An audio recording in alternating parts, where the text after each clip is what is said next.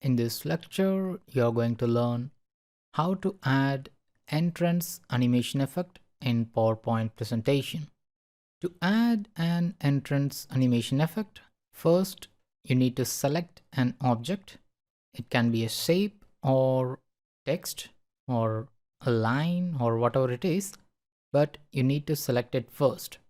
So let's add entrance effect to this title.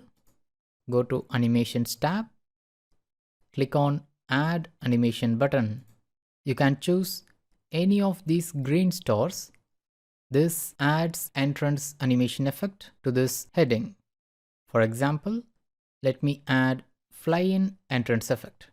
To modify this entrance effect or to customize it, you need to open Animation pane. I wish to change the fly-in entrance effect to compress entrance effect. To change an already assigned entrance effect, open this animation gallery and you need to change or choose any other effects. For example, if I choose shape, then this shape entrance effect is assigned over the fly-in entrance effect. That means the fly-in effect will get replaced by shape. But there are multiple other entrance effects that are available in PowerPoint in addition to these preset effects. So let's enter into more entrance effects. I wish to add the compress effect under the moderate effects. Now select OK. So I have added an entrance effect for this title.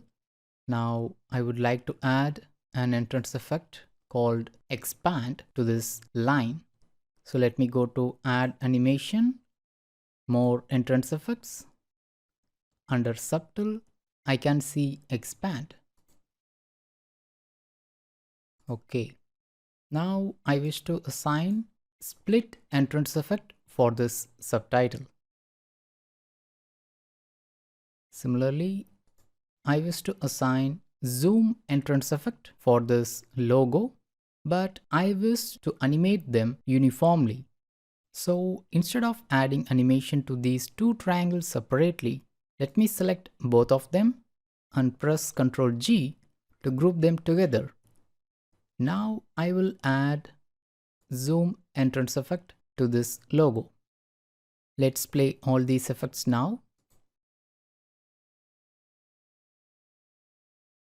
Now I'm going to add entrance effects to these cubes and the text groups.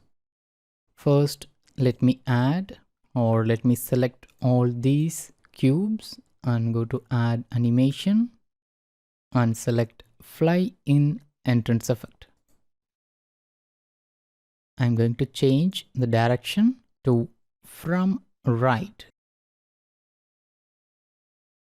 Similarly, I'm going to select all these text groups and add Wipe Entrance Effect.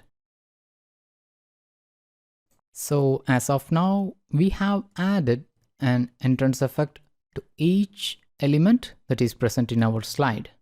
In the next lecture, you will learn how to adjust the timing of these animation effects in our slide.